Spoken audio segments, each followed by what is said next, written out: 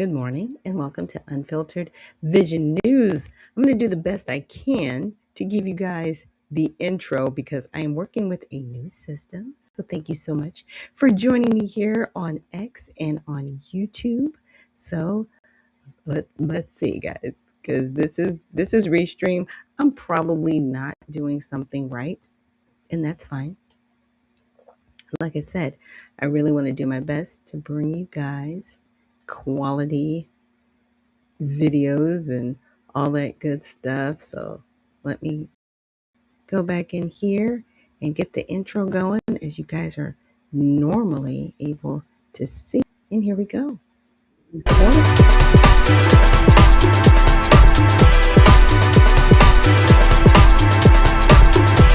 coming through my ears.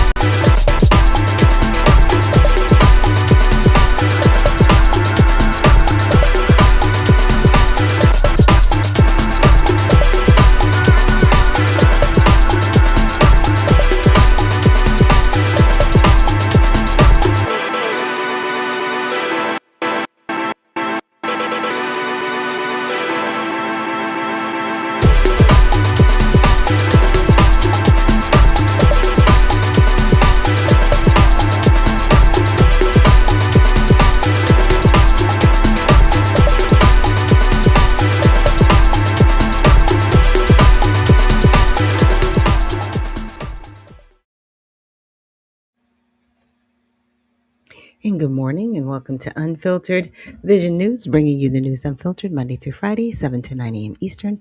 My name is Dr. Ashaki Noni Nichols, and I will be your host. Thank you guys so much for joining me. So this morning we are trying a platform called Restream. I've not tried it before live, right? So this is my first time trying it live. It's a little bit different.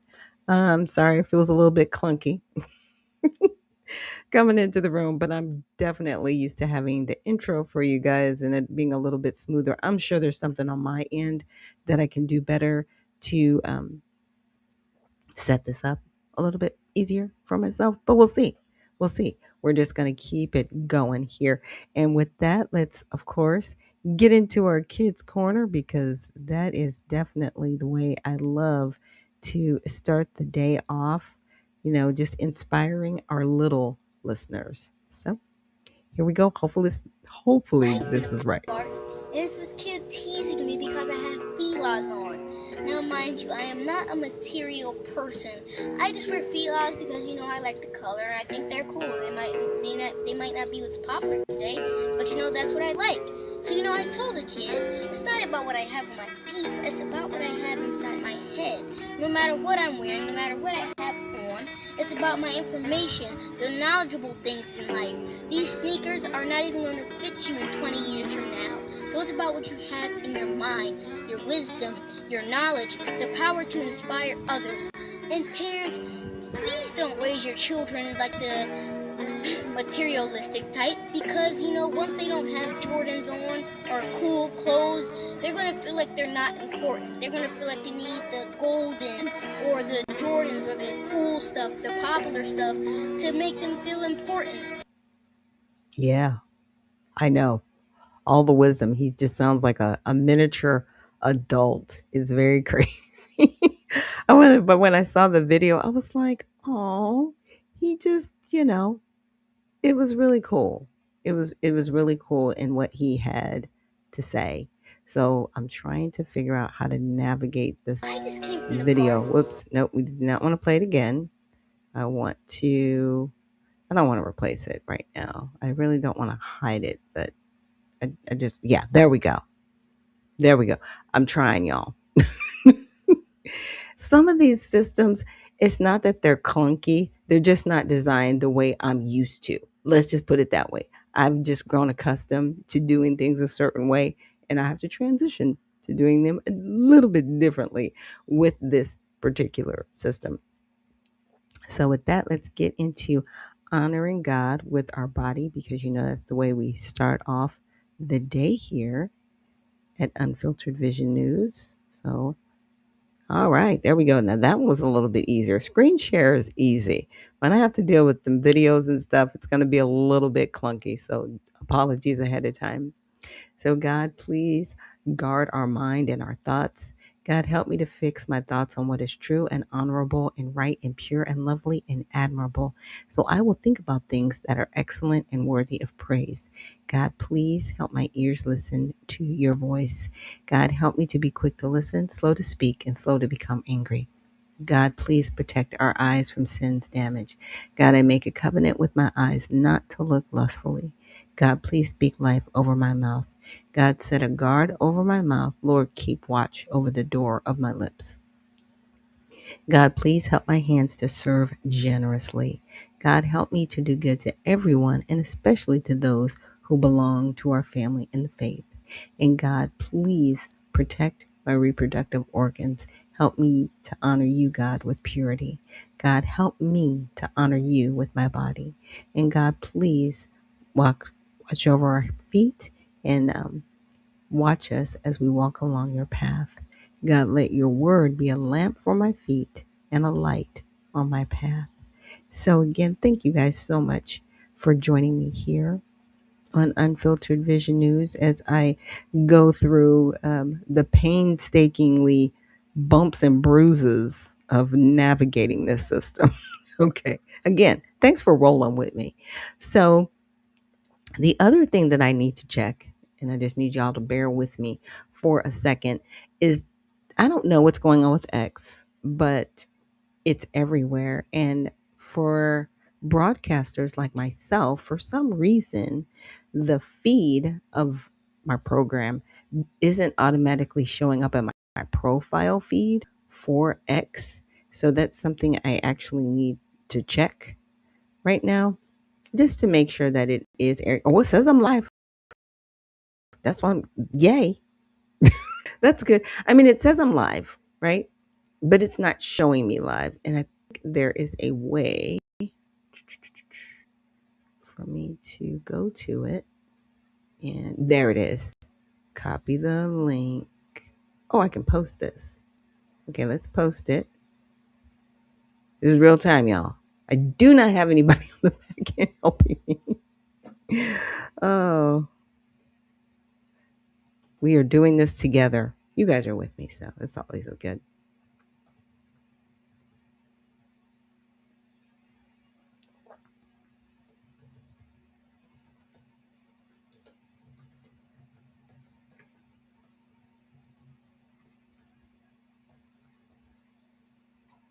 Okay, here we go. And posting. Let's see what the broad. Look, I'm gonna see myself in. That's what I'm talking about. Okay. All right. All yay. So hopefully that will be something that I can do, like while my intro is playing, while I'm getting used to this system, and that's how should I say? It's no fault of Restream. It's happening on all platforms. So um, I'm not sure what the.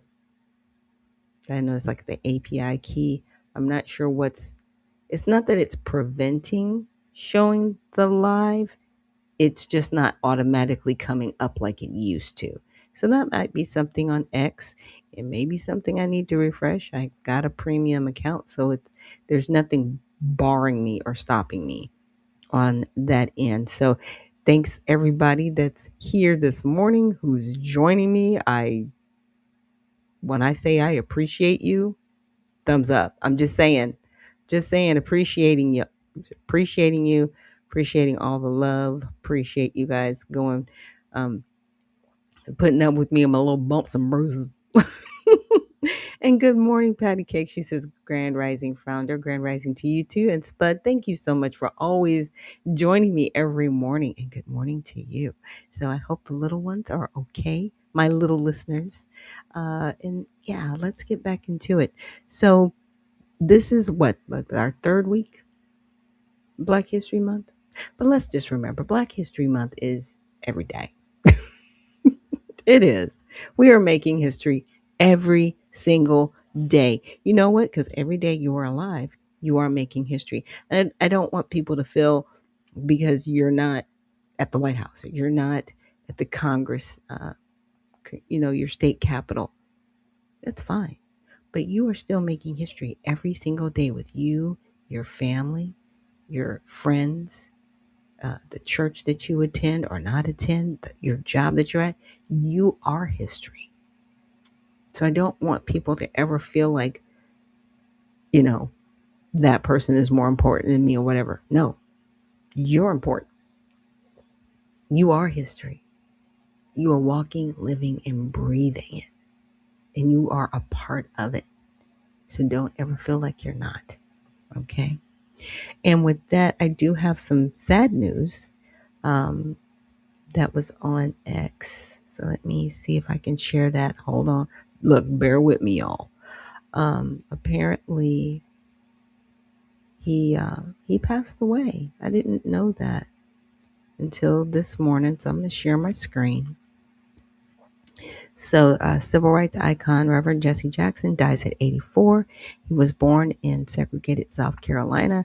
Jackson rose from civil rights marches and Operation Breadbasket to founding Push and the Rainbow Coalition, running for president in 1984 and 1988 to broaden the Democratic base. That's interesting because he ran in 84 and 88 to broaden the base. I always thought that Black people were already running for office, and I thought they were predominantly voting Democrat. Interesting. That is interesting that they phrased it like that. He negotiated releases of Americans abroad and received the Presidential Medal of Freedom in 2000, all while championing equality with his Keep Hope Alive rallying cry. His family, including wife Jacqueline of over 60 years and 5 children, asked the world to honor him by continuing the fight for justice he lived by. Tributes highlight his bridge from 60s protest to modern activism. And so I will definitely include this link in the repost so you guys can go back and check out this stream. But here he is. And yeah, I want to say he had attended an event late last year. Yeah, it seemed like it was late last year that he attended one of the last, I guess to say, public um, meetings that I had seen him at. And someone says, veteran U.S. civil rights leader Jesse Jackson. So the people are just like having headlines. I was just trying to find if there was anybody who had anything to say about him in the post, because some people today that are very opinionated about who Reverend Jesse Jackson was. And I think it's okay to take a moment to just let him rest in peace, right? Because trust me, there are some people who did not, I should say, don't share warm fuzzies. I That's about the best way to put it. That's the best way to phrase that. There are some people that don't feel warm and fuzzy about him, but you know, he did what he thought was best during that time. And in those moments, you know, did he know where his life was going to go after, you know, Dr. Reverend Martin Luther King passed away. Did he realize the trajectory of his life in that moment? Right? And, for some of us, it's always been interesting. And I'll just say that, even for myself, that he never met the same demise that the Reverend did, even though he was in association with him. You would have thought Al Sharpton would have met the same end and didn't. Again, I'm going to let him rest in peace for today. And there will be times when, in that moment, where we'll be able to kind of go back over his life historically. Because like I said, there are people that are not, they don't have the warm fuzzies about him. But I'm definitely praying for his family, because a loss is a loss, right? He was definitely a part of our history, good, bad, or indifferent. And we are, again, praying for his family, and may he rest in peace. And so with that, I want to transition to follow up with some news with this whole feeding our future thing. I know it's one of those things. Oh yeah, I know. You would think they would, I won't say move on, right? But they're trying to get restitution, which is incredible to me. I'm like, see, you gonna try to claw some of this money back? Do you know where the money is? Are we wasting our time? Like, well, what's going on? Because most of the time when you deal with fraud like this, there are some things that are confiscated, like houses, cars, whatever's left in the bank account, whatever. But they are seeking restitution. So that's interesting. Like I've not seen anything like it. So hopefully you guys will be able to hear when I play this. Let me know if you can. Okay. Federal prosecutors are taking another step to claw back taxpayers from a top fraudster connected to feeding our future. It's been nearly a year since a jury convicted restaurant owner Salim Saeed, along with Amy Bach, the founder of Feeding Our Future. In a new motion filed today, the U.S. Attorney's Office is looking to take back more than $8 million in cash and property. That includes Saeed's $1 million house in Plymouth, purchased with money from the fraud. Breaking news this morning. Civil rights icon Jesse Jackson. Brandy Powell joining us here this morning with a look at his life, his legacy, and local connection, Brandy. Yeah, the Reverend Jesse Jackson overnight saying in a statement, our father was a servant leader, not only to our family, but to the oppressed, the voiceless, and the overlooked around the world. I interviewed Jackson in the following the murder of George Floyd by Minneapolis police in May of 2020. Here's part of our conversation. The whole world is watching Minneapolis. What kind of emotion do you feel because of the death of George Floyd? Anger and hurt.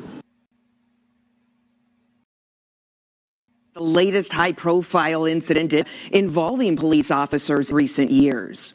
Is this different with George Floyd, or is this more of the same? It goes the same, but the reaction is different. At some point, people say enough is enough.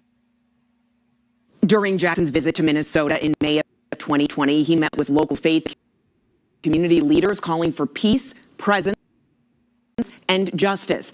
The family of the civil rights icon and two-time presidential candidate also saying overnight his equality and love uplifted millions, and we ask you to honor his memory. The family's continuing to fight for the values he lived by.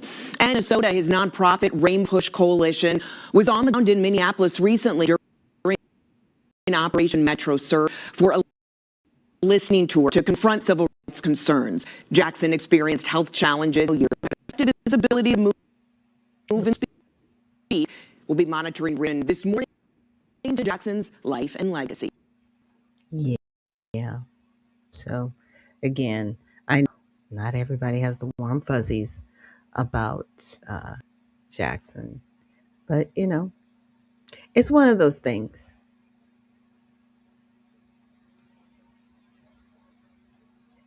We are finding out about a lot of our civil rights leaders. They might not have been the best, but they did trailblaze for where we are now. The question is, what do we do with the information and how do we move forward? Right? Because we're not into cleaning up messes. We are into moving forward and not creating new messes, right? We have to learn from history so that we do not repeat it. I think we're going to be better off in the coming days. So another article that I came across, and I don't know if you guys have ever heard of this, it's called Sober DUI. So there are officers that are pulling people over, and even though they don't smell any alcohol in the person, they don't smell any type of narcotics like marijuana or anything like that, they're giving the breathalyzer test, and the breathalyzer tests are coming back sometimes negative. They make them take a sobriety. They do all these things, and they somehow still end up arresting these people. It's weird. It's weird. Like when I watched the video, I was like, huh? I was like, I got to share this with people. I got to share this because this is weird to me. And hopefully it will. It's one of those things. Hopefully it'll get better before it gets worse because it's just very strange in how it itself out. So let's check this out. Well, we details tonight in our sobering problem investigation. Not just here in Tennessee, but across the nation, we're finding sober people are being arrested for DUI. And a recent study questions whether field sobriety tests are always reliable. You just seemed like you was all over the road coming out. Just moments after being pulled over, Justin Beery had an admission to make.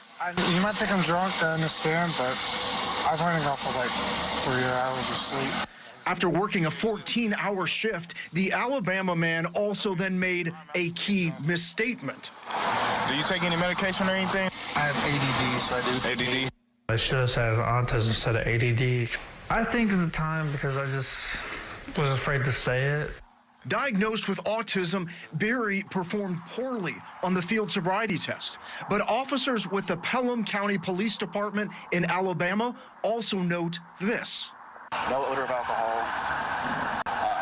Any evidence of marijuana use? Not in plain view. Just based on the results of the test, I'd say we have enough. Enough to arrest Beery for DUI. At this time, you will be placed under arrest. And when Beery's blood work later came back, it revealed no drugs, no alcohol in his system. I was very angry that this could happen because my wife and I are very both pro-police, but at the same time, our son being arrested for doing nothing. If it all sounds familiar, it's because for the last 3 years, WSMB4 Investigates has been exposing how more than 2,500 Tennesseans have been arrested for DUI, but their blood tests later came back showing no alcohol, no drugs in their system. Beery's case shows it's happening far beyond Tennessee. Take a look. Using lawsuits, police, and news reports, WSMB4 Investigates found sober people in all these states saying they were arrested for DUI, including in Hawaii. Watch Amen Fapuliai's reaction when the officer says he smells alcohol. I do detect the odor of alcohol.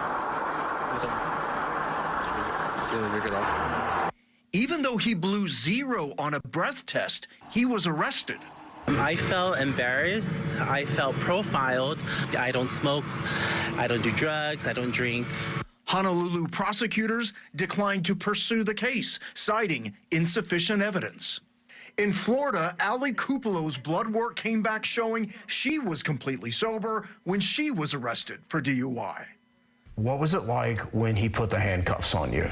It was scary because I knew that I wasn't drunk. And in Iowa, William Penn University football player Taven Galanakis is suing the Newton Police Department for arresting him for DUI while he was sober, even after he blew 0 on the breath test. I blew 0, so now you're trying to think I smoke weed.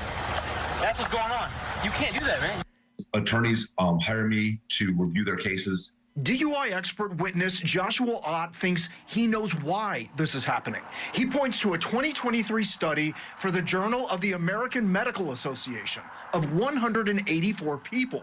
Some smoked cannabis, others were given a placebo, and officers gave them all field sobriety tests. For 49.2% of the people given placebos, officers determined they failed the field sobriety tests. The false positive rates of sober people was really astonishing. Ott says there is no good research showing field sobriety tests accurately show that someone is impaired. So it becomes very problematic as to how accurate or inaccurate these tests are.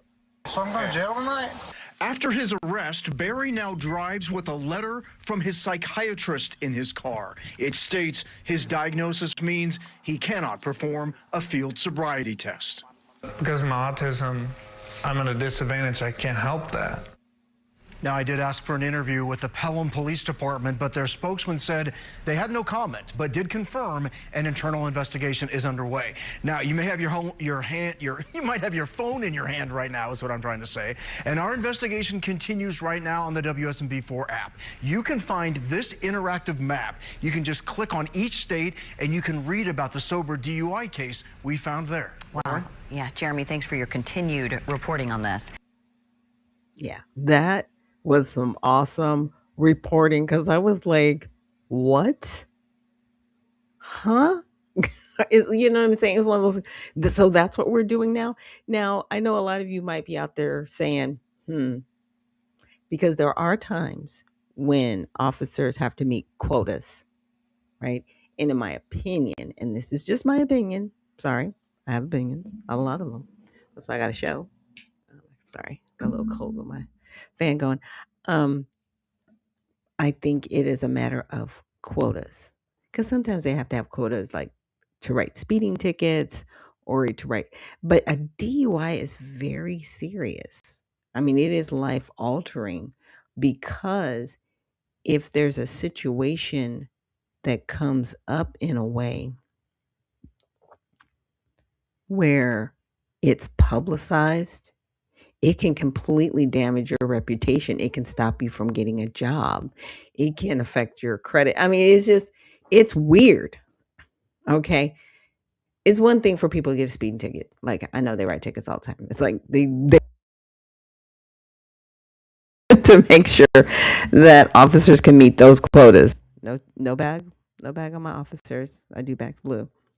But I think in this case, I think it's going to come back to them having quotas for DUI, even if people are not found to have, failed the sobriety test, and they're still bringing them in saying that it's a DUI. But like I said, it can be very damaging to a person to have that on their arrest record. And here's the other part of it: your time away from your job.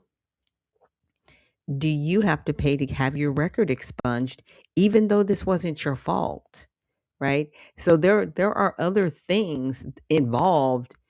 It's more than just being arrested for the DUI. You know what I'm saying? It cascades into other things and in other areas. And like I said, the most part, it comes back to your time and money being lost on something, and you didn't even do it in the first place. So that young man, I guess, that's suing them, he should, because his reputation has been damaged, funds have been lost. But like, everybody doesn't have the resources to go after these police officers. So something's going to have to be done. Have to pay a lot of money for different things. Yeah, it's gonna happen. You guys have to be a lot more cognizant and careful and respectful of the general public when it comes to those matters.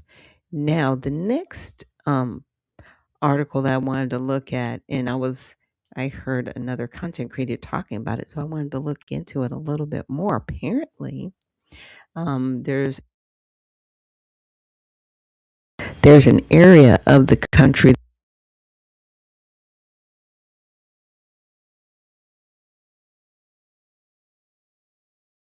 Hopefully that's better. I know it was like snap, crackling, and popping. My goodness, the technical difficulties on this channel. But there is a pattern, a cancer pattern in Louisiana in a particular parish called St. James. Okay. So I wanted to go over with you guys. I'll show you a video first and look at an article on there and the progress that has been made. Now, they are still in the middle of a lawsuit. So, but the lawsuit's moving forward. But the other victory that they had is there was another company trying to kind of, do the same thing as far as like the waste and everything and how it would affect the people in that area. And they were able to work with the state and get that shut down. So that's really what I wanted to share with you guys. So let me try this, my local videos. And thank you again for hanging in there with me here at Unfiltered Vision News.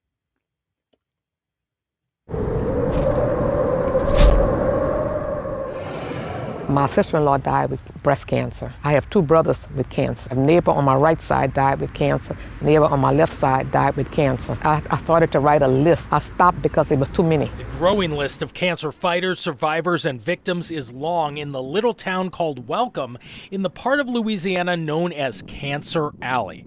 On this road, Sharon Levine's front yard is hard to miss. It's a fight that's in me, and I'm not going to stop. Relative to the size of the country, this corridor is actually quite small, consisting of only about 100 miles from New Orleans to Baton Rouge. But according to a study in the International Journal for Environmental Research and Public Health, this area, Cancer Alley, actually consists of more than 100 plants and about a quarter of all the nation's petrochemical production. I'm pretty sure a lot of our ancestors are buried there. The retired school teacher from St. James Parish took us to the spot where a company known as Formosa wants to build a mega factory right under the welcome sign. But they are certainly not welcome here. Formosa is a plastics plant from Taiwan. The chemicals that's being used is cancer-causing chemicals. Just days ago, she took her fight inside the White House. This is Sharon and her colleagues from the grassroots organization Rise St. James in D.C. Their message to the federal government and a Louisiana judge is the same message they put on these signs lining River Road. We live on death row. No Formosa. Formosa would single-handedly double the levels of toxic air pollution. So this plant would equal the amount of all the other plants in that area combined? Exactly. Professor Kim Terrell and the Tulane Environmental Law Clinic looked at the Louisiana Cancer Registry. It showed that toxic air pollution here in the state's most polluted neighborhoods lead to at least 85 more cancer cases each year than anywhere else in the state. Obviously, there's financial interest in building these plants. The DEQ is the Department of Environmental Quality. It has a duty to protect the health, safety, and welfare of the people. But now a judge has just killed the DEQ's air quality permits for the plastics megafactory, effectively killing the project, directly citing the work of Sharon and Rise St. James. There's something inside of me telling me to fight. We have our facts about the emissions and about ethylene oxide. Formosa told me they are looking into all legal options to get a new permit.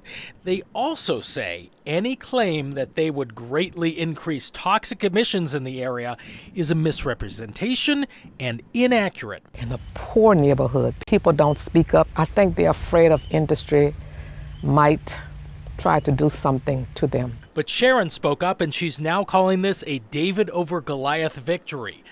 Still, there are major air quality problems here in Cancer Alley. They're not going to put Formosa here, not 2 miles from my home. No way. Not as long as you're here. Not, and I'm going to be here. Yeah.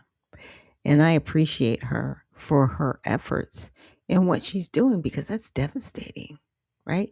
We never really talk about those things until they happen, right? Like, I don't know if anybody remembered that movie Aaron Brockovich that was done by oh my gosh, why is her name escaping me? Because she did Pretty Woman as well, but she played the character. Well, I should say she played the real person because it was more of a documentary type movie. Julia Roberts, that's her name. And Erin Brockovich went door to door. Even though she wasn't a trained paralegal, she knew how to follow directions and she cared. And her passion led her to go to, each person and find out what and how.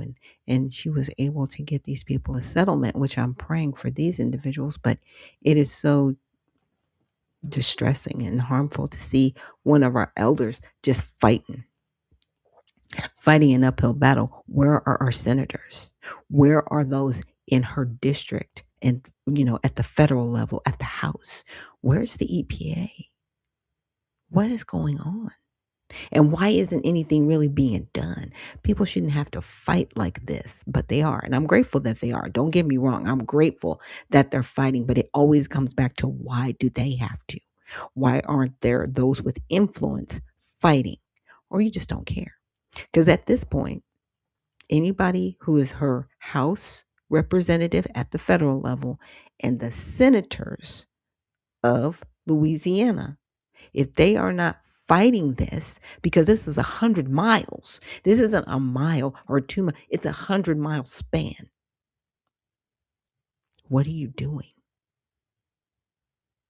Are you just waiting for people to die? That's the bigger question.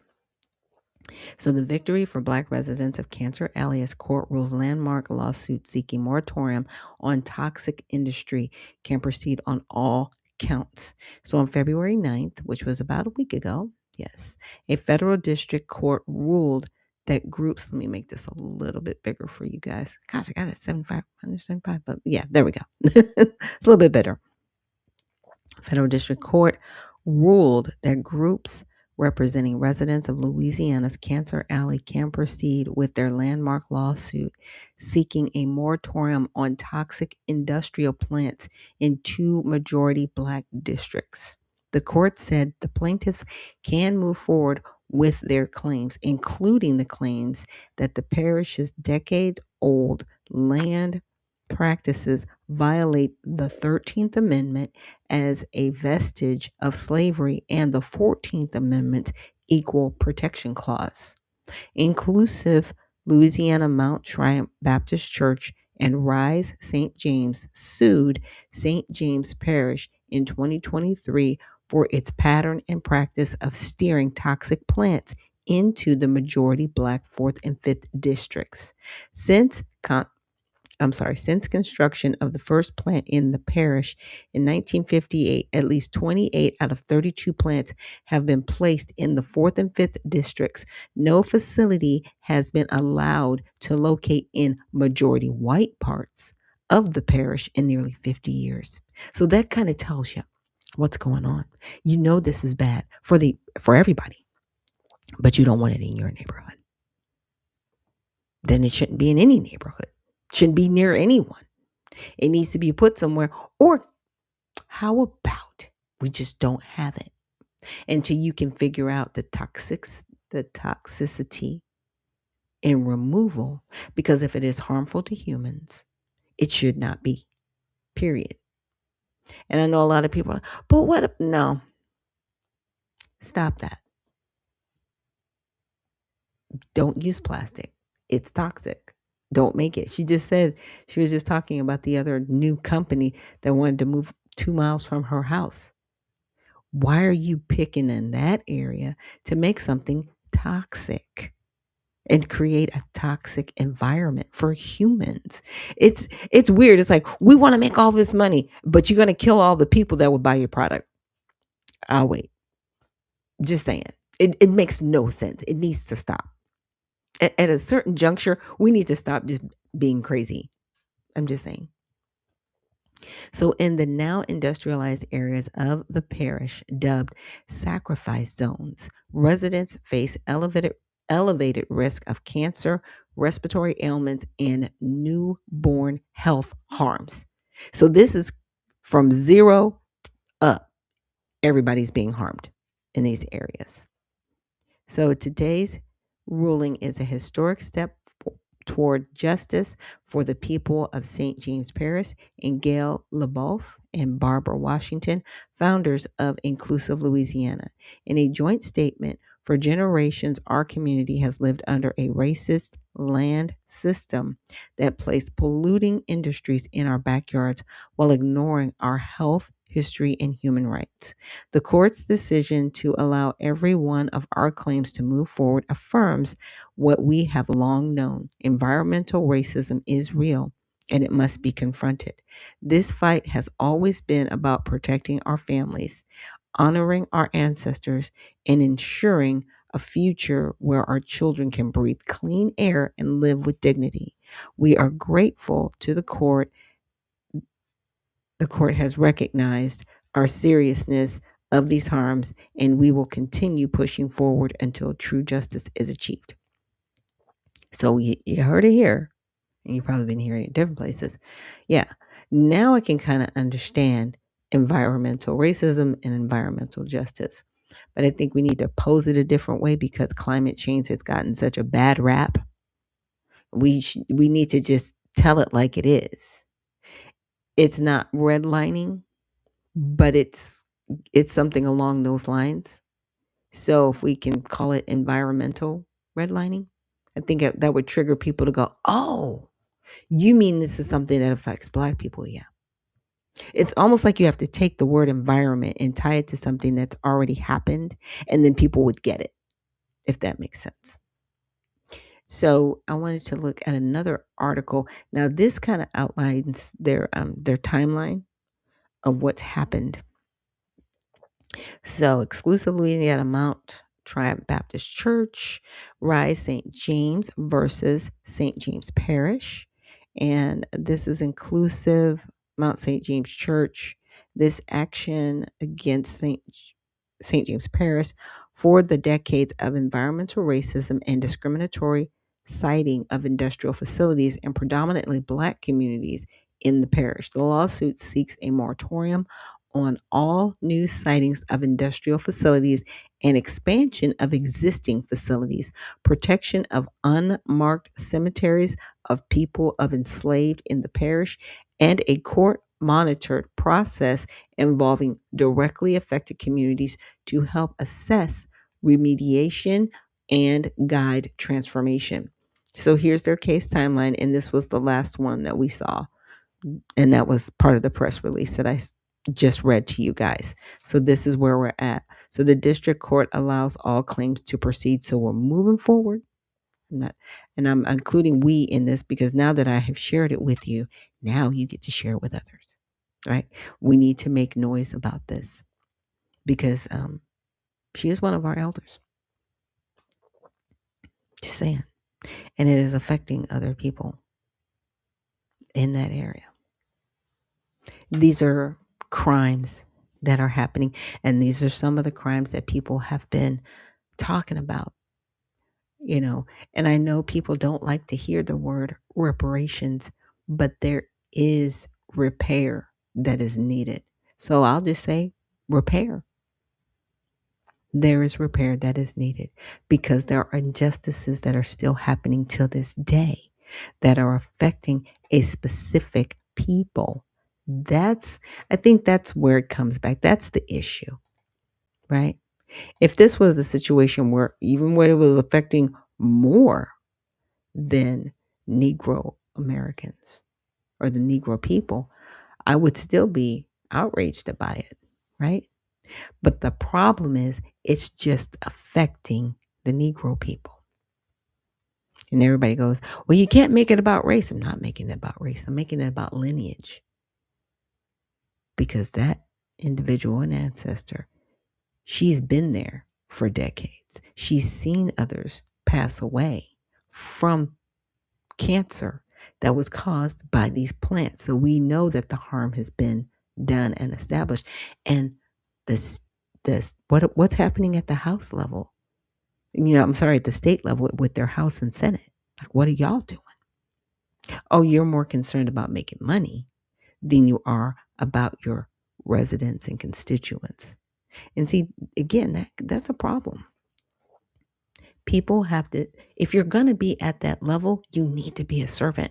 And these are the things that we're going to continue to talk about, because those are the changes that are necessary and needed. And this is why people are crying out for a new party. Again, check out the USA Redemption Party at usaredemptionparty.com. It's an option and it's viable. We are filed and registered with the FEC. Okay, so with that, let's get into some more news. Yes, this might upset you, but you might be like, yeah, we all know that this was happening, right? And it's the congressional stock trading. And now, of course, it is drawing renewed scrutiny over their gains in 2025. So you guys remember that video that I played for you last week? It was so funny because the video, I think it was the music in the video. When I put it on YouTube, they were like, this violates copyright. Like, for what? It's like this little noise. I was like, that little noise in the background. I was like, okay, yeah, take out the noise. Leave the video. Take out the sound. I don't care. So pretty much data from Unusual Whales showed up top 10 congressional traders, including 6 Democrats and 4 Republicans, handled massive volumes in 2025, such as 75.5 million for McCall across 1,029 trades and 56 million for Representative Ro Khanna with nearly 4,000. When is enough enough? Right? When is enough enough? Tim Burchett, and I think there was like another Democrat with him, Anna Paulina Luna. They've all, even Matt Gaetz before he decided to step down, they've all said this needs to stop. I think it turned people off when they called it the Nancy Pelosi bill, because she's the one that and I don't want to say she started it. She didn't start it. I think she was the one that benefited from it in a way where people took notice. Let's just say that, because I think they've always been doing it. But when she did it and everybody was like, whoa, we can do that. And we only have a small penalty to pay, but we can do that. Now, see, all that money that they're making, you guys do know that they do pay a penalty. And it's like $100,000. If I had to pay $100,000 and I'm going to make $56 million, I have morals. I mean, I'm not going to do it. But apparently Ro Khanna decided he was going to. This guy. So these figures reflect total buy/sell values, not confirmed profits. Okay. And most portfolios underperform the S&P's 500 16.8% return, with only 32% beating the market. Critics highlight potential conflicts from committee members trading regulated sectors and over 1,200 late disclosures. While bipartisan bills like the In-Congressional Stock Trading Act push for bans or blind trust amid strong public support. Here's my thing. They should not be able to trade while they're in office. Their family members, cousins, friends, 7 deep. Okay? 7 deep. If anybody within your sphere, 7 deep, benefits and you're in office, it's automatic removal from office. That's what it's got to be. It's not going to be you're going to pay a fine or no, it's automatic removal from office. You can no longer serve in any congressional capacity, even in your state. No mayoral, nothing. If there was that type of consequence to this, people wouldn't trade. They'd still try to figure out a way. I'm just saying. But you would still be able to follow it. But something has to be done, and I think the consequence of removing them from office would be awesome. Let's do it. But there was a video. I think was it this lady? Yeah. So this is nauseating. Why is this tolerated? Because there's no consequences. That's why. So here are the top 10 stock traders in Congress. This is how much each rep has made in just 1 year. So Nancy Pelosi, I'm going to read the trades off where she gets into her video. I'm probably going to have to pause this. Hold on. Let it go. All right. Come on. Seriously? You just going to do this to me. Just a mess. I'm not patient. I'm so sorry. Let's try this again. Because my goodness. Okay, maybe she's going to read them. Let me pause this. She probably is. Okay, let's check this out. The top 10 congressional traders, the members of Congress who are making the most on their personal stock trades. Representative Gil Cisneros, who's from California, he has made 527 stock trades and almost $18 million. 9 is Representative Cleo Fields, a Democrat from Louisiana, made 185 total stock trades to make $20 million. This was during 1 year, by the way. Number 8 was Nancy Pelosi, Democrat from California, made 12 trades to make $27 million in 12 stock trades in 1 year. 7, Senator Dave McCormick, a Republican from Pennsylvania, 200 trades for about $29 million in a year. 6, Representative Daryl, I think it's Issa, a Republican from California, 1 trade worth $30 million. Number 5, Representative Jefferson Shreve, Republican from Indiana, 617 trades worth $30 million. Number 4, Representative Josh Gottheimer, a Democrat from New Jersey, 420 trades for $45 million. 3, Ro Khanna, Democrat from California, 3,923 trades worth $56 million in 1 year. Number 2, Representative Michael McCall, Republican from Texas, 1,029 trades worth $75.52 million. And number 1, any guesses? Any guesses who made the most money in 2025? Senator Richard Blumenthal, Democrat from Connecticut, 406 trades. He made $80 million last year. $80 million in 1 year. So great. By far, the person who has personally promised from insider, what we appear to assume is insider trading, allegedly, in Congress, is Nancy Pelosi. She has a almost 17,000% return on investment. That is not coincidence. She has beat the market by 581%. Nancy Pelosi has made a 16,930% return on investment, blasting past 2,300% for the Dow Jones over the same period of 37 years. It actually really hurts, by the way, when you start thinking about the fact that Nancy Pelosi, I'm not even making this up, was born before the invention of the microwave oven. She was born before Pearl Harbor. And banking. Making all the money, y'all. Crazy. That's insane. That's insane to have returns like that. What? Are you serious right now? Are you kidding me right now? But that's what we're doing. Well, I shouldn't say that's what we're doing. That's what they're doing. Right? And like I said, I showed you guys that scale last week, and it was going up and up and up, and I think it ended at like 2,400% net worth. That's your net. That's after gross compared to American citizens. Those people in Congress. Now I know some people go, man, I'm in the wrong business. I need to be in Congress. No, you don't. The people in Congress, we need to hold their feet to the fire and say no more. We the people, we got to figure something out, y'all. We have to figure something out because this is beyond horrible. When you have people that are homeless, walking over veterans, we've got massive immigration. We've got massive homelessness, right? Homelessness has gone up, not down. You've got the NGO complex. They're robbing the people blind because there's no accountability. There's no auditing. There's no checking to make sure that they're doing their jobs. Everybody's just on the take, but no one's building up the country, right? To make sure that there's a country left. Stop it. Stop. Our congressmen and women should respect our country more than this. So, Ro Kahana, sir, and I know it seems like I've been picking on you. Yeah, you really don't have a lot of legs to stand on. You don't.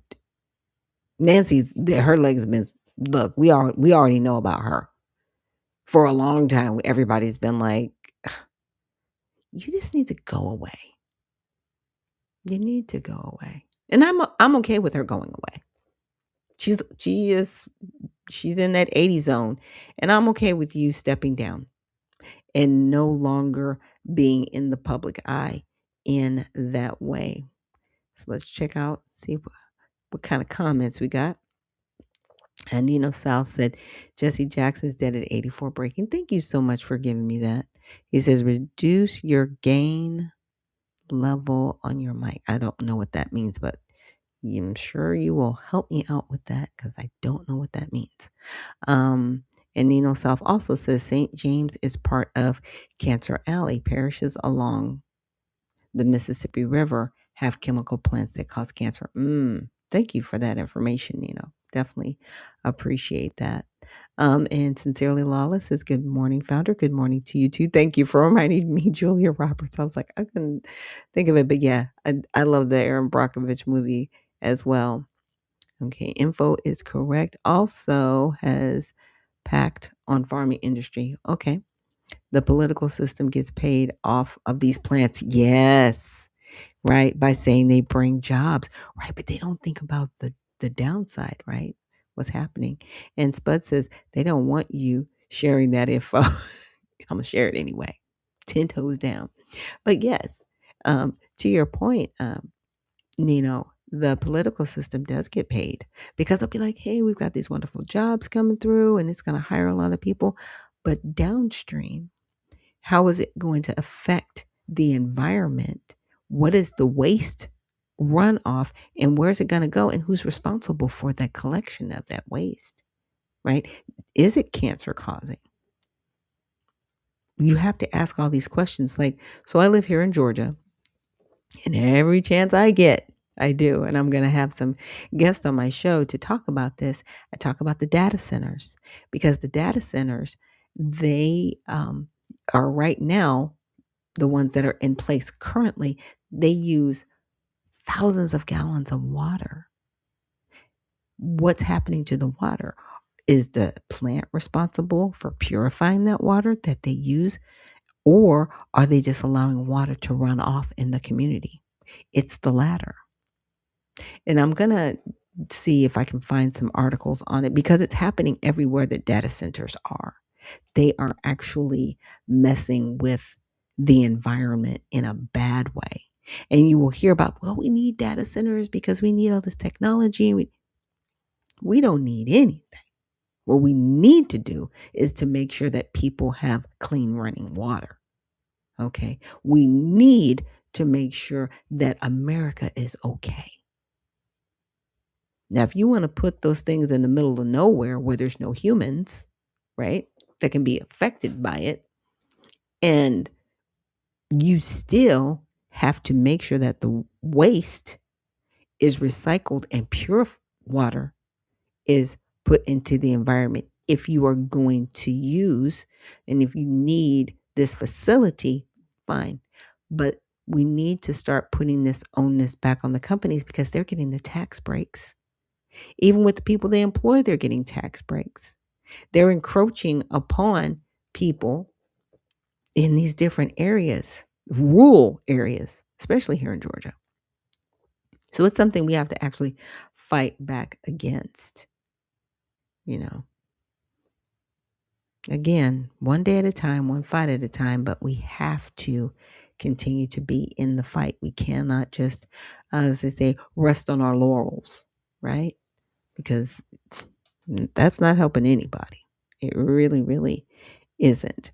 And so this next video I'm going to get into, I like checking out Sherry Beckley, and she is, to me, she's like the credit guru. She's where I found out about the LexisNexis reports, and I'm actually going to be delving into and pulling my report today, so I'll be able to give you guys some more information on it by next week and sharing that with you. But she has a really excellent video that she put together, and it's about some current legislation. And it's interesting because I've only heard negative things about this legislation, but I'm like, wait a minute. This can actually help me. And it's not that it's funny, but sometimes you'll hear about stuff and it'll be like, okay, oh, this sounds horrible. But when you actually look at the legislation, you're like, wait a minute, this could actually help me. Hold on. So you can't believe everything that you hear. That's what I'm saying. That's all I'm saying. Let's keep that in mind when we hear this video.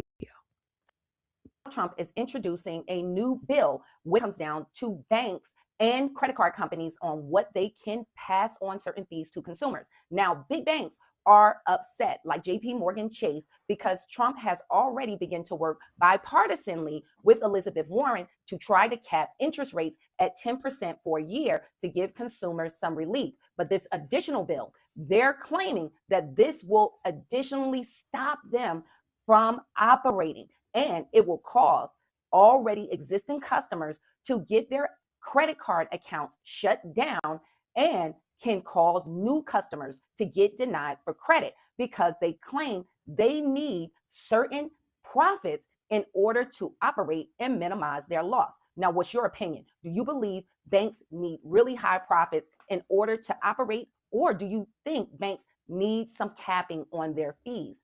Drop your opinion in the comment section. Now, Trump is introducing this new bill from some recent bank changes that's being made, where big banks and credit card companies are trying to pass certain fees on to consumers while they make a profit. So let's jump in to this change that was made recently in banking. Ultimately affect your credit card rewards. Visa and MasterCard say that they've reached an agreement after a 20-year legal dispute that will lower the fees that they charge retailers. So the way that this works is that credit card companies charge merchants fees to use their network. So every time you buy something on your card, that retailer pays Visa or MasterCard, for example, a fee. And there are millions of these so-called swipe fees every day. Those fees can be passed down to consumers. The National Retail Federation says that the typical household paid about $1,200 in swipe fees every year.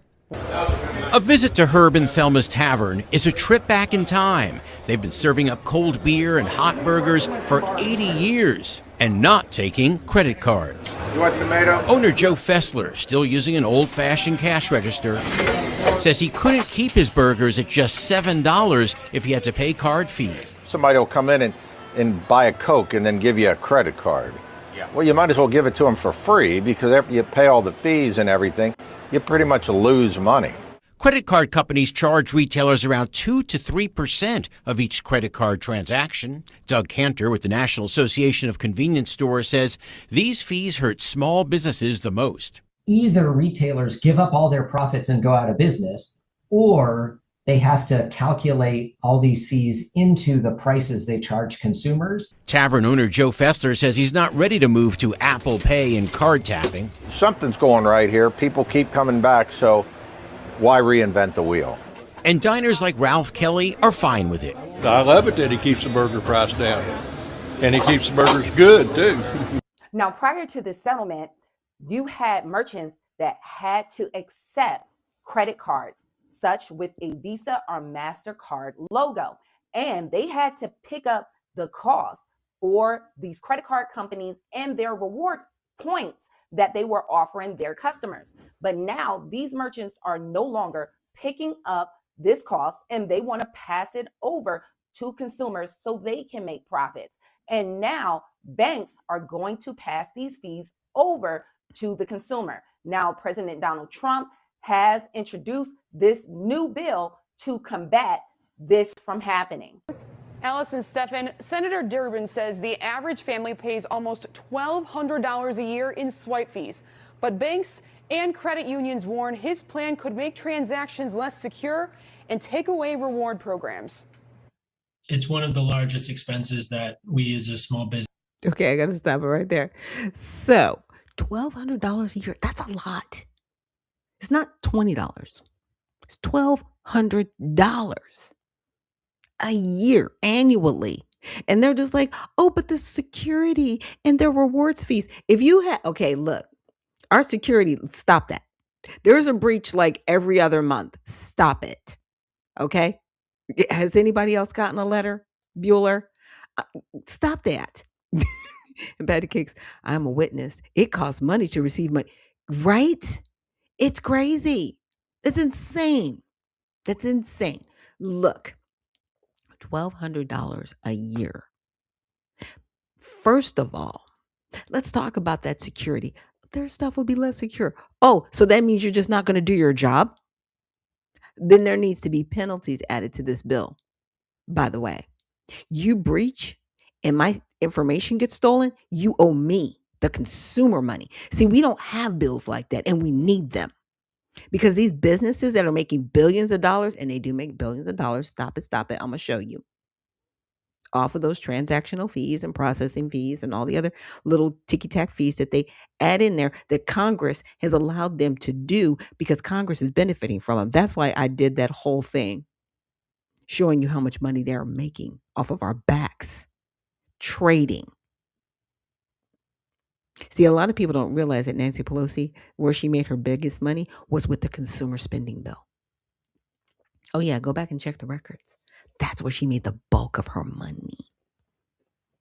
And it was kind of the first time that people ever heard about trading going on. And she was just like, but my husband did the trading. It wasn't me. But he knew about what was going on through you and you wrote the bill. Stop that. Y'all know what you was doing. You're criminals. And that needs to stop. Okay, let me finish this video. Business incur Swipe fees, the charges from credit card companies to process transactions. Last year, Italian Village restaurant in the Loop spent more than $200,000 paying them. Everyone talks about the restaurant business being a business of nickels, sometimes pennies.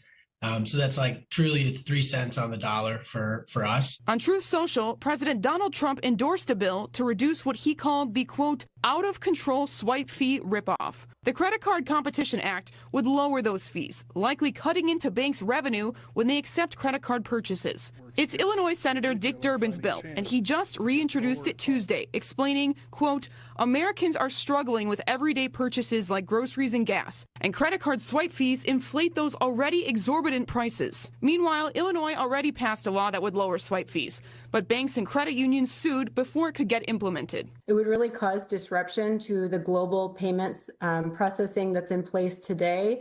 Right now, we have a very safe, secure, efficient system in place that serves consumers. Translated, we would lose money. That's the translation. Nobody's stuff is any safer than it ever was. Because if it was, we wouldn't have as many security breaches that we have. And every time, in my opinion, we have a security breach, they've sold off our information, and they're like, okay, we need more data from the United States. Oh yeah, we'll just say it's a security breach, and we'll just give them access to get to their credit reports. I'm gonna get to the bottom of these breaches. I'm just saying, I think it's a racket.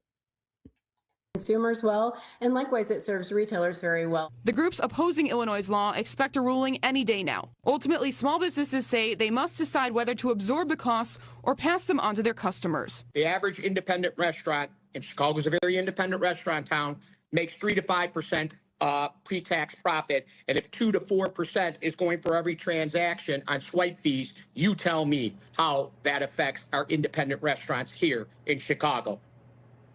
President Trump also wants to cap credit card interest rates at 10% for the next year. There's been a swift reaction from Wall Street. Bank execs warning it could hurt the economy. Stefan? Appreciate the breakdown. Now, banks are claiming it's not going to hurt the economy. It's going to hurt their bottom line. It's going to hurt your bonuses. Let's just keep this 100. You do not care about the American people. Let's continue. They need these high fees in order to maintain even the high cost of these processing systems like Visa and MasterCard. And these electronic systems need a lot of maintenance. And additionally, they need to protect themselves from loss from accounts that don't pay, and they lose out on those types of accounts. So they need these types of fees to actually insulate them from losses. Now, what this is going to lead to, many banks to heighten their standards on credit for you to get approved. So moving forward, if you have troubled credit, this can stop you from getting approved for credit cards and bank loans. Now, with my elite credit system, users like Sean was able to go from a 612 credit score with all his credit scores over 770 in a matter of 6 months. And now he's at an 803. You from getting good credit or building credit in order to get housing, transportation, and even jobs in certain cases. So all of this prevents you from actually taking care of your family and living in the United States. Credit now is an essential element in order to live and just to have a roof over your head. So this change should initially, if it goes through, it's actually to help the consumer, but banks, of course, is going to give it some pushback and they're going to really tighten their standards. So it's important that you start to maintain your credit and also watch your credit from any new negative items and any information that is not accurate on your credit report. You want to dispute and constantly monitor your credit. So hopefully this information was helpful. If you have questions or comments, leave it in the comment section. More detailed questions for me, you could go to my website and all your questions go directly to my cell phone. Yes. So, I mean, she is the best. I really appreciate Sherry giving us that information. And like I said, about a week or two ago, actually 3 weeks ago now. Okay, there we go.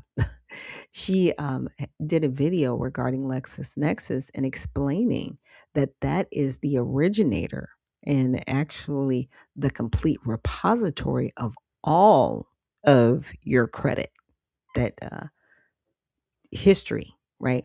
And that's where these other agencies pull their information from. So you would think, okay, LexisNexis, they're the originator. They got all your stuff. Probably since you started using credit, whatever, paying bills, making bills. So they have everything. If all three of these credit agencies are pulling information from there, why is it that they have inaccurate information?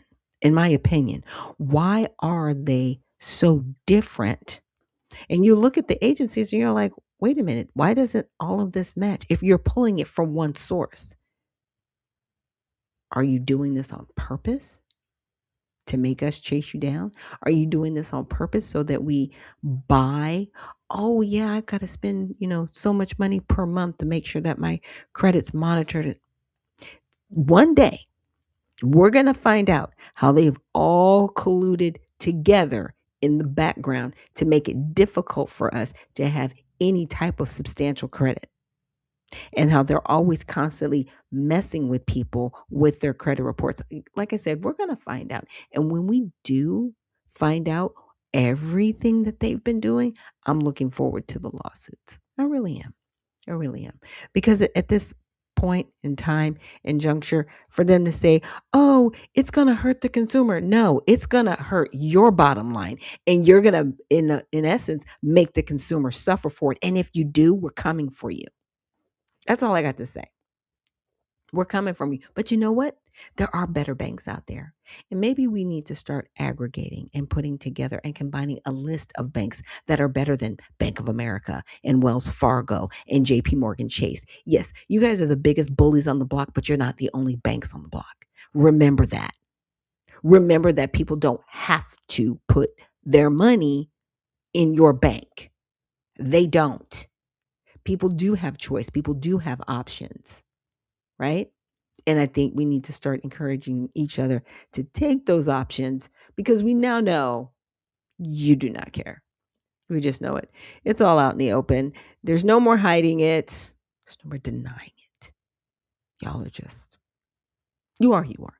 Anyways, so I wanted to play a brief part of Senator Durbin's speech on the House floor. He talks really slow and soft, and I'm not going to make you watch the whole thing because it's like 14 minutes and it's like watching paint dry. It is. It is.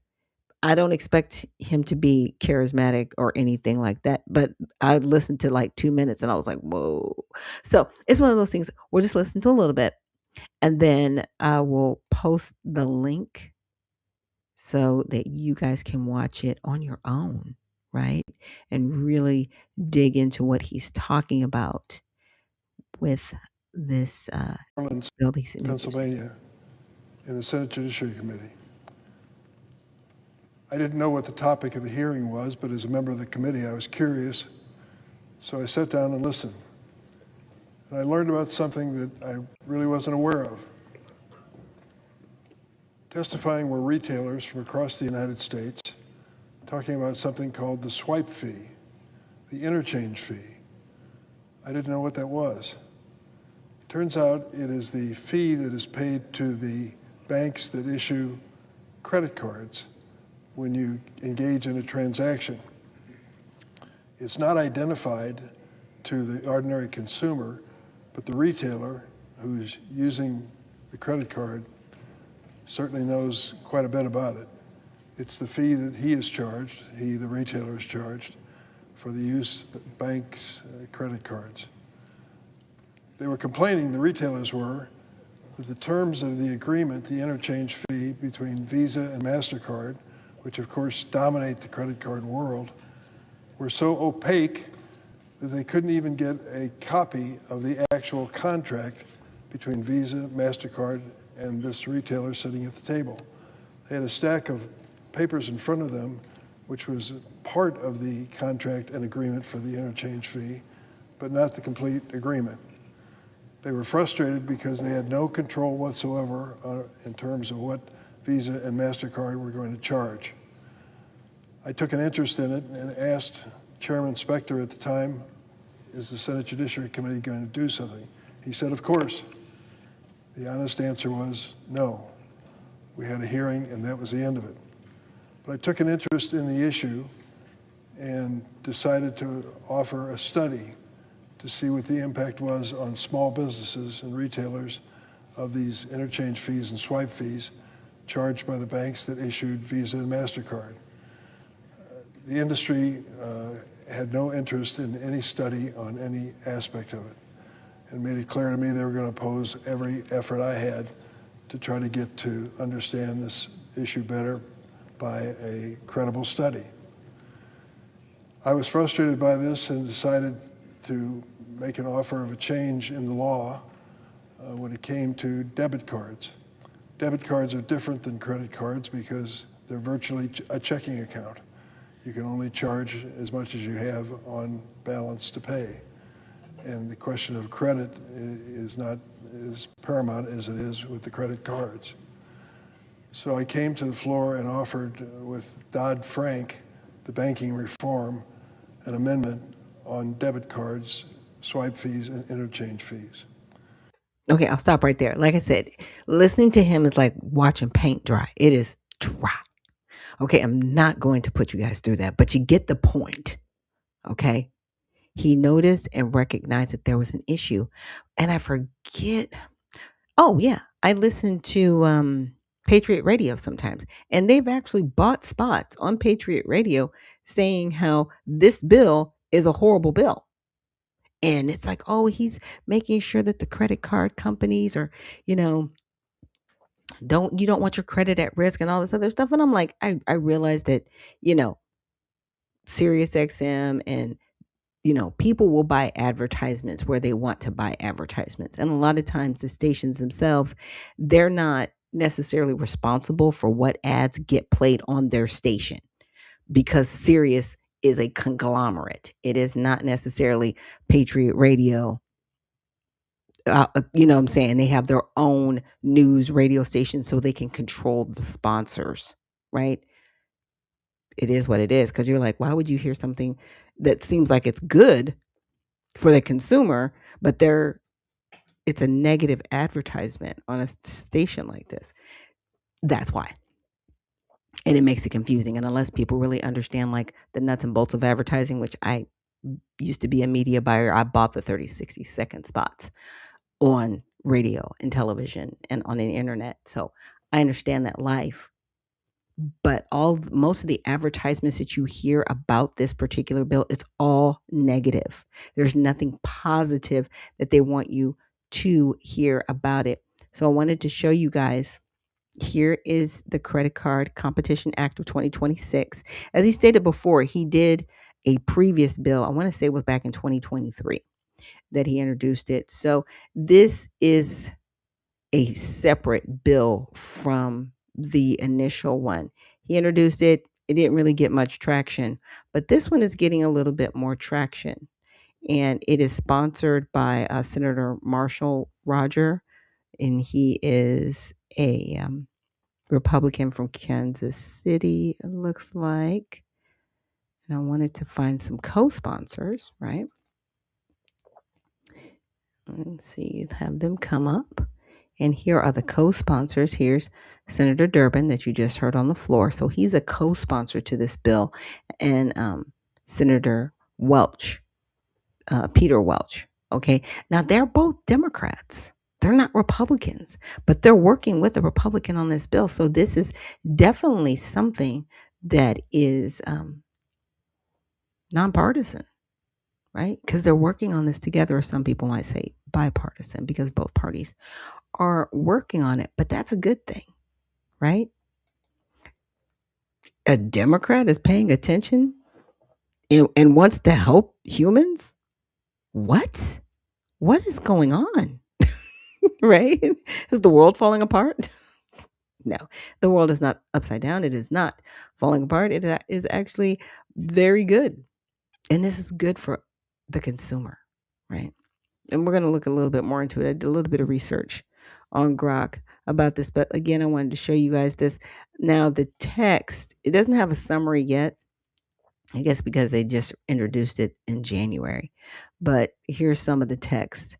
It's to amend Electronic Transfer Fund Act, right, that he was talking about before, and require the Board of Governors of the Federal Reserve System to prescribe regulations relating to network competition in credit card transactions and other purposes. So they're bringing the Federal Reserve in this, which is kind of interesting to me because the Federal Reserve is not federal. They should not be involved in any of our legislation.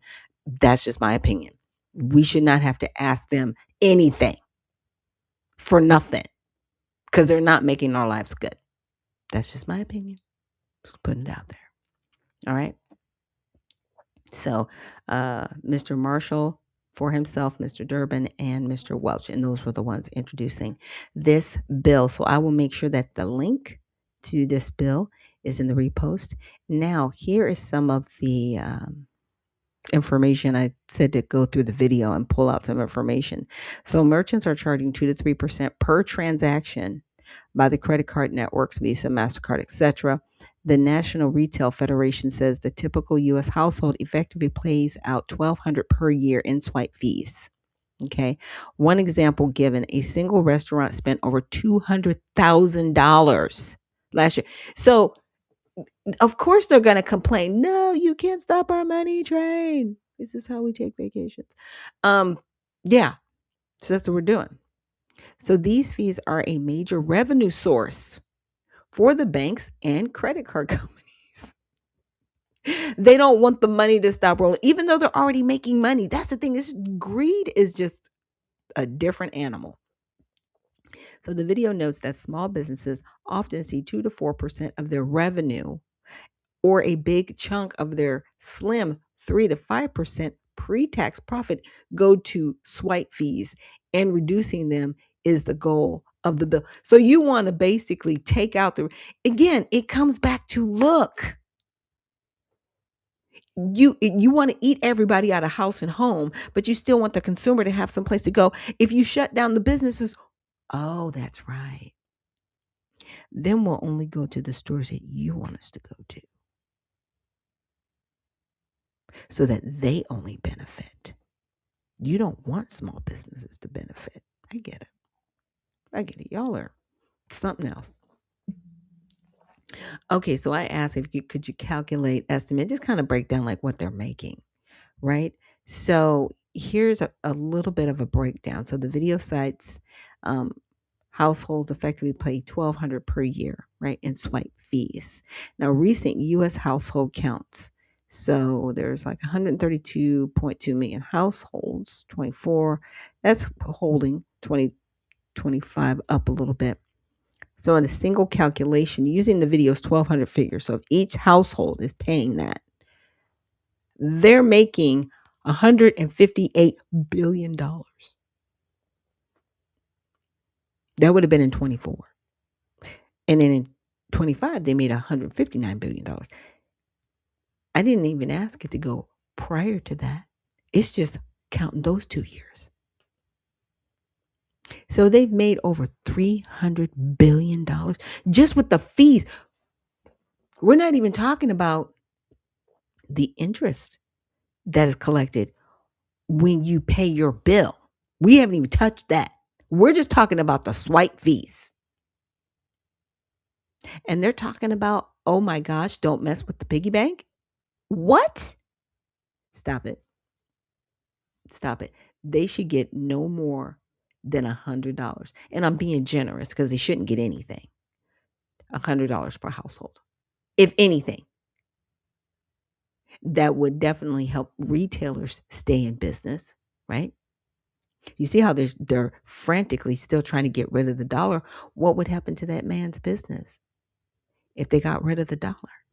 For him, I'm just saying, because there are other options that he can use that are electronic. There's gold backs that can be used. If he started accepting gold backs, business is straight and fine. Because you don't need the federal government's permission to trade gold as a source of fiat. You don't. But crazy.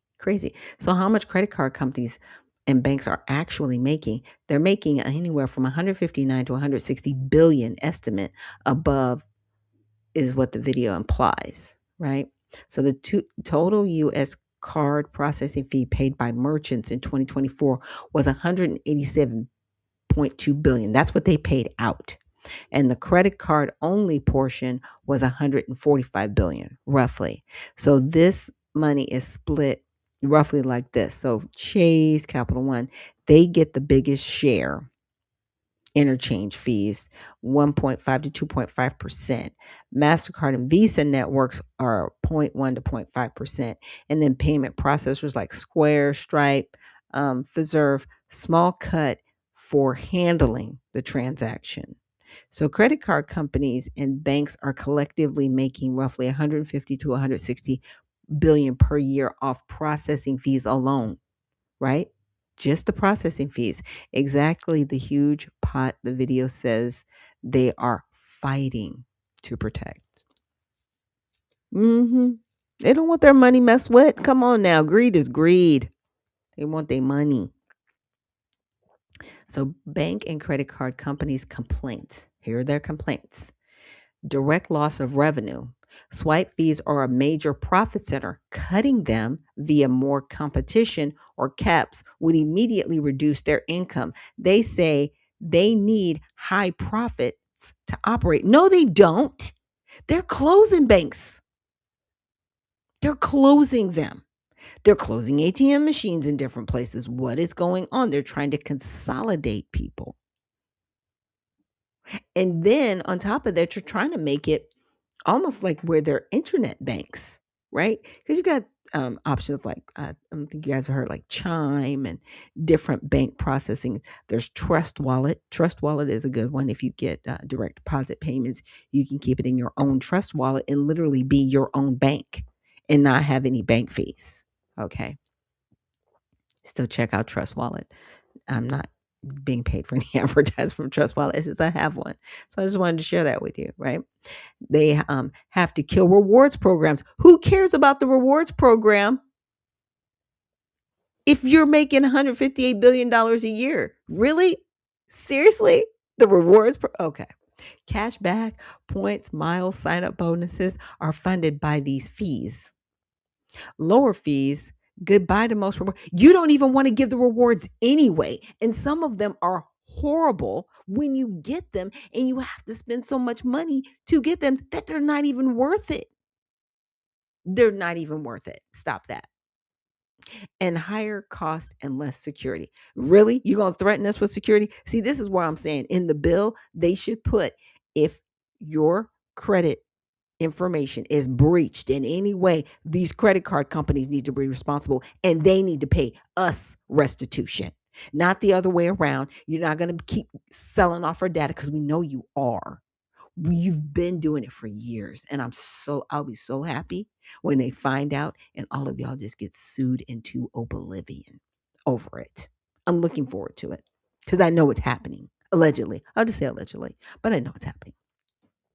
So higher cost, less security. They claim the fees pay for maintaining the massive processing networks, fraud protection and chargeback handling, covering losses when people don't pay their cards, whatever. You write that stuff off. You're insured for it. Stop lying to us.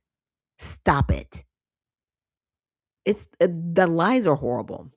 So without the fees, transactions could become less secure. That's a lie. I'm paying you $1,200 on top of all the other interest to keep my information secure, and you keep having data breaches. Again, I'm going to write that on. Just saying. While will tighten or shut off credit. Banks warn they shut down existing cards. Why are you shutting down existing cards? Again, something that you should pay restitution for. Make new approvals much stricter. Okay. Raise interest rates or other fees to make up for the lost revenue. You already are charging people 29% interest on their balances. How much higher is it going to go from there? See, they're like loan sharks at this point. They're loan sharks. We know who you are. You're worse. You're worse than the paycheck to paycheck companies. Where you can do the paycheck systems and payday loans. Yeah, you're worse than them. Because some people have been relying on their credit cards to make up the ends because their wages have not increased. They've been stagnant. Why? Because we've had mass immigration, and the mass immigration has done nothing but decrease the wages. We do not want to be a communist country. Stop it. Stop taxing and wearing out the American people. That's horrible. They're going to raise interest rates. Okay. So, of course, when Donald Trump said, we're just going to cap it out at 10%, they lost their minds. They probably all crashed out. Okay. And they're saying it hurts their whole business model. Oh, so living off of our backs is your business model. Got it. Thank you for sharing. They argue the current 2 to 3% swipe fees are necessary to minimize losses and keep the system running profitably. The bill threatens that entire model. Yeah, it threatens the entire model of you taking advantage of the American people. You should not be making billions of dollars a year. If y'all was making like $3 billion a year, I'd still be upset about it, but I'd be like, over $150 billion a year, and y'all are acting like we're hurting. Stop that. Stop it. Stop it. It's disgusting. The disingenuousness. I'm just saying. Let me calm down. My goodness. Okay. I know y'all. Now, you guys are probably wondering, okay, we're going through this without a break because I really don't know how to play my commercials yet. I mean, I could try. Let's try. Let's try to do this. Let's try to play one of my commercials. I got to go into the local. There's got to be, it's one of those things. There's got to be a better way to do this. There really has to be. I'm going to figure it out. I thought I had all my videos set up before, but apparently I set up screens for them to play on, but the videos aren't there. Like, it's really weird. It's really strange. But let me play one of my commercial videos so I can take a bit of a break. All right.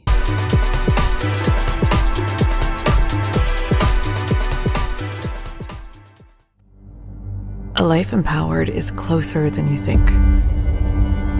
We're all looking for a better way.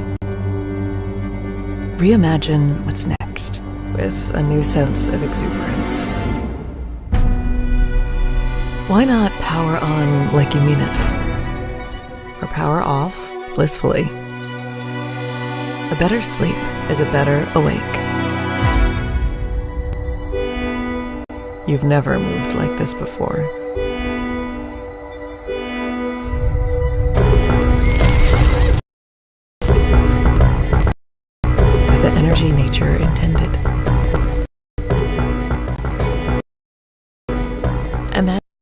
programming the way you look.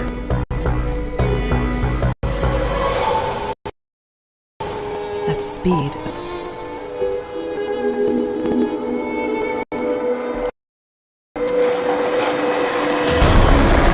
at longevity,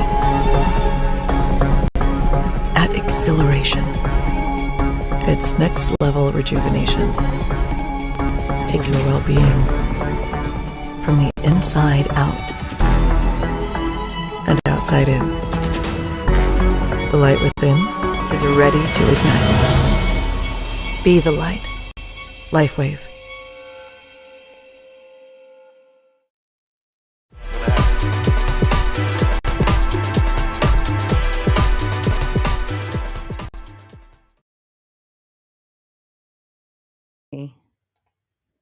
And we are back. Thank you so much for joining me here on Unfiltered Vision News, bringing you the news unfiltered, Monday through Friday, 7 to 9 a.m. Eastern. My name is Dr. Ashaki Noni Nichols, and I will be your host. And if you are new, welcome. I'm using a new system. I'm trying to, figure it out, bumps and bruises. It'll get better, or I just won't use it again. I mean, I'm just saying, like, I'm real quick with it. I'm like, I don't like it, or it's okay. I mean, I like the views. I like some of the things going on. I don't like the fact that I have to, manually push buttons here and there. Me and StreamYard, we're not friends right now. It's a lot going on. So Spud says, what's in your wallet? Yeah, all they hands, apparently. That's what's in your wallet. It's not your money. That's what's out of your wallet because you're giving it all to these credit card companies. It's horrible. Absolutely horrible. I can't. It's the worst. But thank you guys for joining me.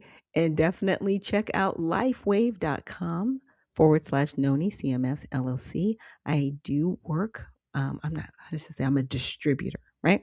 I am a representative of LifeWave. I've actually used a product myself. It is called the X39 patch, and it helps with cellular regeneration. I have back surgery back when I was 16, and using the patches actually really helped bring back the sensation in my back, so my back doesn't feel as numb as it used to. It actually tickles and my back itches, which is sometimes cool, but at the same time, I'm like, man, I guess I didn't miss my back itching because now it itches all the time. So it's one of those things. Yeah, I'll take it. I'll take the itching because I can feel sensation and not just pressure. But definitely check out lifewave.com/forward/Noni CMS LLC. This is what, your purchases helps keep us on the air. And I also have an app at unfilteredvisionnews.com, news through a Christian lens. This is another way to support the channel by getting a reoccurring subscription, and that is $1.99 per month or $20 annually. We also and after we get our first 100 subscribers, it's $4.99 a month or $50 per year annually. And then we have merch that you can purchase. This is an album that I produced last year with the group Divine Echo Collective that I actually created. It is an AI group. So the music is AI, but I came up with the group, wrote the music, and it is now produced and it is an album. So definitely, if you want to support the channel, you can check out the album Heaven Touched Earth. It is available on Spotify, Apple Music, YouTube Music, iHeartRadio, and Dresser, and more. So places where you get your music from. You can definitely type in Divine Echo Collective and support us that way. We have merch. We've got a faith line. So you can get a hat, a notebook, a onesie for your little one. We also have merch for Unfiltered Vision News, UVN. We've got hats, mugs, sweatshirts, tumblers. So definitely check out the app, unfilteredvisionnews.com. And again, all of the proceeds help to keep the channel on the air because it is not free. I don't want to necessarily rely on YouTube completely. I am not monetized yet. I'm close, but I'm not monetized yet. And if something were to ever happen, I don't want to necessarily have to rely on YouTube for that source of income. So again, if you could check out the app, unfilteredvisionnews.com, that would be greatly, greatly appreciated. Okay, so now we're going to get into our last two videos that I have to share with you guys. I'm not going to be playing the whole video. I'm just going to be playing the synopsis at the beginning. And one of these was, I came across Alex Jones yesterday, and he was talking about how he felt lied to by Pam Bondi. Now, a lot of people have been calling for her arrest for a minute. Let's just be frank. Look, they was calling for her last February. They were like, she's gotta go. And she's still with Trump. Like, we are losing, we're losing time, you know. So a lot of people now, and like Alex Jones, are calling like, why is she still there? Time to go, right? That's what he is calling for. So let's check this out. And I see all over X and the letter from the DOJ. We've released all the files. We've complied with Congress. We've unredacted the names, and we've released the list, the Epstein list, and here it is. And so I go check it and look and see a bunch of new stuff, and I go, okay. And I'm like, wow, this is really great public pressure, because I'd heard from White House people at the White House that no, they're going to unredact what's been released next week. So you should be happy. So I thought, my goodness, this is better than I thought. And normally I would go do a bunch of checking, but it's Valentine's evening. I'm about to go do a podcast. I go check it some. It's all over the place. Fox News headline. Here's the letter from the DOJ. Because it's one thing a year ago, or a little less than a year ago, Ted Bundy called some influencers to the White House and then give them binders. And 98% of it is old stuff, and it's almost no information. Ehud Barak's name is in there. I guess one little Easter egg that we already knew about. And we were the first to read it that day and do a report saying, folks, this is not real. This is old. I got attacked for attacking Trump by a lot of the listeners, Oh, how dare you? No, this is the files. I'm like, no, it's not. We've seen almost all of this, but 2 pages or whatever, 4 pages, something like that. And you can see the reports I did. And I was just like, wow, this is, and then Bondi was like, well, I'd been told this was it, but now I learned it's in New York, and they have 24 hours to give it to me, and we're going to go take it. They didn't give it to her, so they made the head of the FBI there resign, and they went and grabbed it, and then it got sent out to the FBI, as Carl Seraphin said, but he still didn't have confidence they'd do anything. That was in March. And so this is worse than that. Here she is yesterday. Oh, yeah, I've released everything. Oh, it's all out there. And again, when I saw that and saw a bunch of new files and stuff they did put out, still it's only 2% roughly, I thought, wow, I mean, there's no way they just sit to Congress who passed a law on this. There's no way, because that's perjury, basically. They weren't under oath in Congress. It's a separate branch of government, but still, Bondi cannot be this stupid. This is an impeachable offense, folks. To tell everybody on a Saturday night, here's everything, we've complied, all the files have been released after she got destroyed last week in Congress, and then to do this, I mean, it is just absolutely wild. And so it may have gotten them a shot in the arm, as everybody basically, for the first few hours believed it, until they dug in deeper, again, on a Saturday night. Normally you release something a Friday afternoon if you really want to bury it. But you release something on a Valentine's Day, Saturday night at like 6 o'clock in the evening? I mean, they are really trying to hide this. And again, I've never found Trump anything we've seen going back involved, but by extension, he now is with his admin in the cover-up. Yeah. So I will put that link in the chat so you can see the rest of it later on. But Alex, like, he's just now holding back, like, this is impeachable. Let's go. Let's get it. Like, again, people were calling for her last year, about April, May, calling for her. She's got to go. This is not going to be good. And it has been a debacle. It's been bad. It's been bad. It's been bad. And I kind of like Pam. I was like rooting for her. I was like, come on. We need somebody in there that wants to do good for the people. Still can't find nobody. But here's where, now this is outside of her work. But when I found out her ties to Pfizer, along with President Trump's current advisor, her ties to Pfizer. I was like, yeah, I can't mess with y'all. I cannot mess with you, because you are okay with promoting this and protecting Pfizer. Yeah, it's that part. Yeah, I can't mess with y'all. Anyway, I got 2 more videos to share with you guys before we end the broadcast for today. Thank you so much again for joining me here on Unfiltered Vision News, bringing you the news unfiltered Monday through Friday, 7 to 9 a.m. Eastern. All right, let's check out this next one. The populist brand should be the working class over the Epstein class, not the Democratic Party that has been neck deep with Epstein for forever.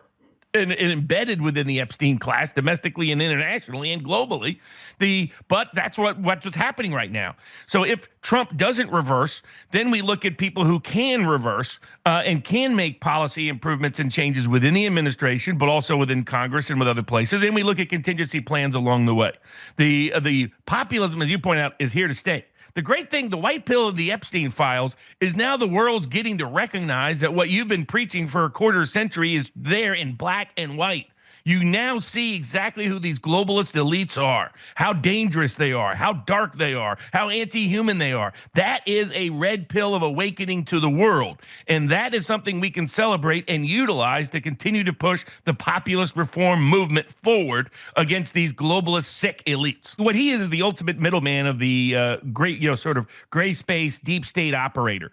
And that's why people are like, how could he go so sick and depraved? It's because the more sick and depraved he was, the more in demand he was, the more essential and necessary he was. He's referring to Epstein. All right, small that you guys know to these that. Corrupt oligarchic elites. That the more that, okay, if I want something that nobody would provide, like say a baby, if I want to assault an 8-year-old, if I want to engage in cannibalism, if I want to drink people's blood, literally, if I want to engage in human sacrifice, who do I go to? Epstein was your boy. Epstein would provide literally anything you needed, because he was sort of the devil's purveyor to the globalist elite, and then through it captured control. And the 2 big families he was deeply embedded with were the Rothschilds and the Rockefellers.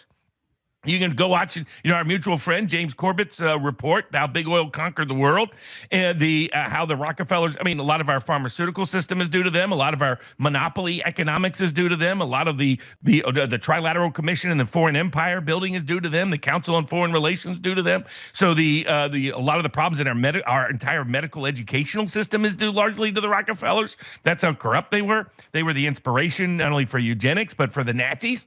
They were constantly cited by Hitler himself. Was the Rockefellers Foundation's work in Germany in particular, but also the United States.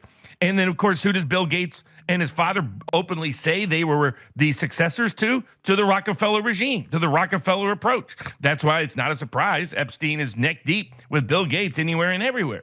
So this guy is a key that unlocks the corruption of the globalist elites. And the scale and scope and severity of that corruption.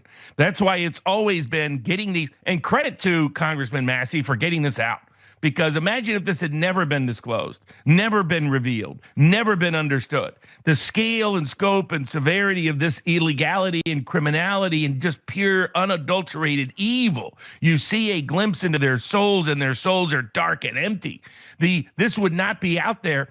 This would not be known to the broad American and global public but for the noble, worthy efforts of Congressman Massey and Congresswoman Marjorie Taylor Greene, who took a lot of heat from the president, unfortunately, because he got snookered and suckered into it. Even though as we said, you go through the reports, you find all this exonerating information to President Trump. We found out he was the guy that first dropped the dime, and we have Michael Wolff, who's in there more than almost anybody, talking to Epstein about how do we get Trump. Well, he was never with girls. He never got massages. He's the guy that dropped the dime on me over and over again. And it doesn't matter. That's the Greek tragedy of this. Then there's Trump doing this. So they go on to basically discuss how, because of the way Pam Bondi has handled the release of the files, and because, he said things, well, this is a hoax and that's a hoax. when he's saying these things, he's saying it's a hoax of how he's involved. He's not saying the files are a hoax themselves. The bigger problem is, even though he signed the legislation that says release it all, there are still people protected in there. And people have speculated, is he giving direction on protecting these people? I don't think so. I really think Pam Bondi has been given directives to protect certain people because this falls into her purview. Again, things are done impeachable offense. The problem is now, and they become this thing. How do you deal with it? Right? And it's been dealt with in a horrible way. Okay. That doesn't make him look exonerated. It makes him look guilty because people keep saying, what's hidden now? Now, the Democrats are running off of this now. They've totally turned the table. Well, y'all are all the pedophiles, okay? I'm going to tell you it straight up and down. Because, see, you're still protecting the LGBTQ community, which supports MAPS, minor attracted persons, which are pedophiles. So stop it. Y'all sitting up there, oh my God, the victims behind you. What about all the victims that are, because of your policies, because you want men in women's spaces, because you want men in women's sports? Democrats, spare me your crocodile tears. Stop that. Now, I've got one more video to share with you. This is Don Lucre. You guys may have heard of him. He is on social media. Did I run out of spaces? Okay, no, I didn't run out of spaces. Maybe I'll learn a little bit more tomorrow. Just about the videos that I can have set up in here.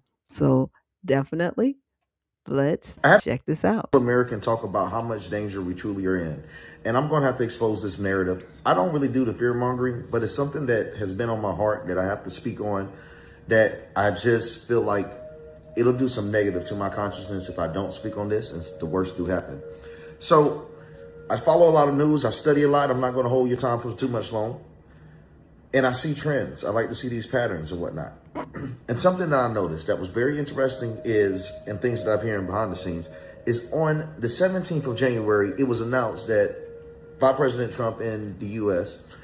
that we would start doing strikes on Mexico to target cartels, and that we would start sending troops on ground to start targeting cartels. Now, most Americans, they were cheering about this, happy about us finally giving it to the mega drugs, actually taking the war on drugs to where the war should be, I should say. But something very interesting happened about less than 10 days later.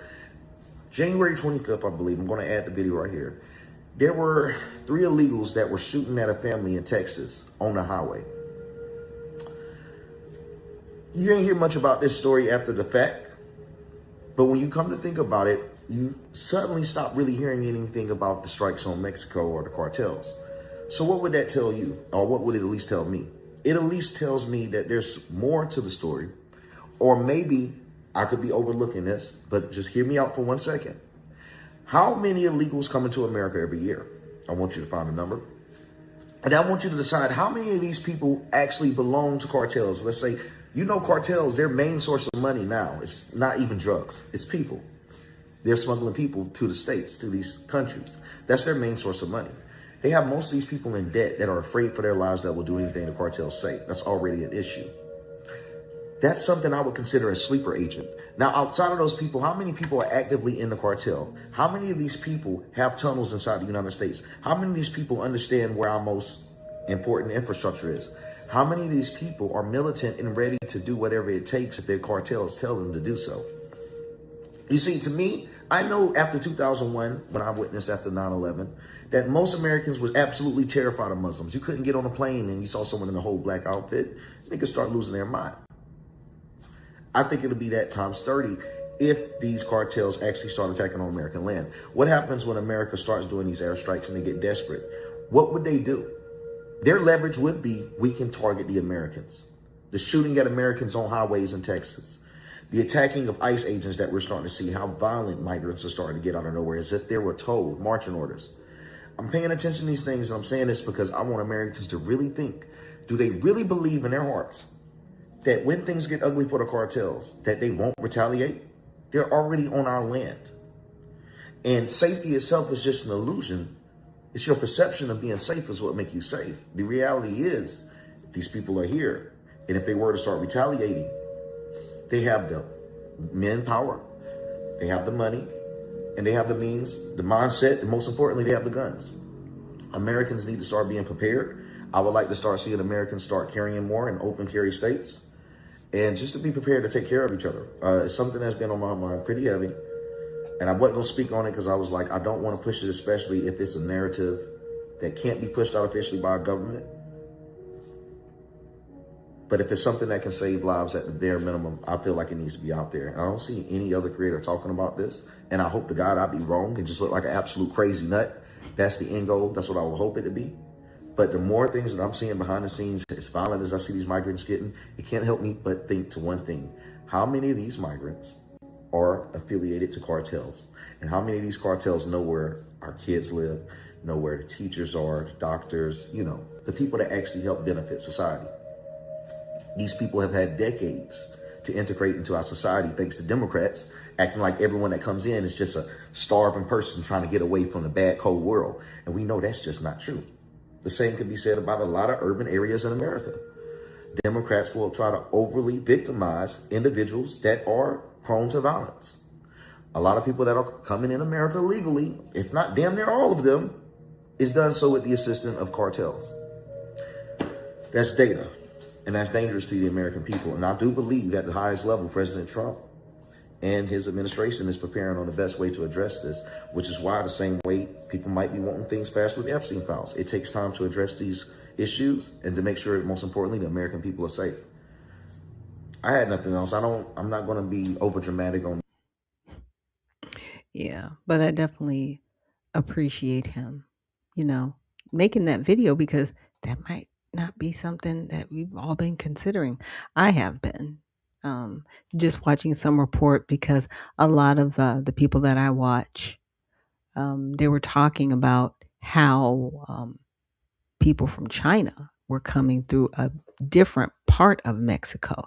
Like they had like a whole different path and trajectory of them, but they were all military aged men, barely any women. And that's the same thing that happened at the southern border.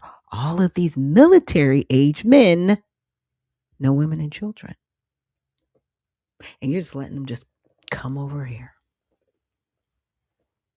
Yeah, so I think there's a lot of validity to what Dom is saying, and I'm definitely grateful for his contribution to our show today. So thank you guys again for joining me here on Unfiltered Vision News. We will be back tomorrow for Women in Wellness Wednesday. So definitely looking forward to that. I'm not going to have a guest, so it will be open mic. So join me then if you are able, 7 to 9 a.m. Eastern on X. And right now, YouTube, I don't know, things may change and I might be on Facebook as well. So thanks again for joining me here on Unfiltered Vision News. And I will see you guys in the next one as soon as my video comes up. Just saying.